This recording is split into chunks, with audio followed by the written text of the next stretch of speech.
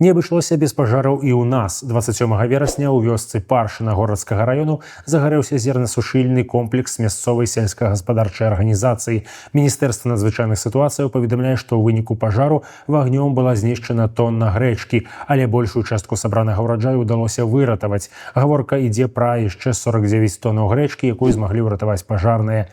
А ў саміх горках на наступны дзень, 28 верасня, загарэўся сенасклад. Людзі на гэтым пажары таксама не пацярпелі, але сабраныя сена і салома былі вагнём знішчаныя. Паведамляецца пра 250 тоннаў саломы і 70 тоннаў сена, якія згарэлі.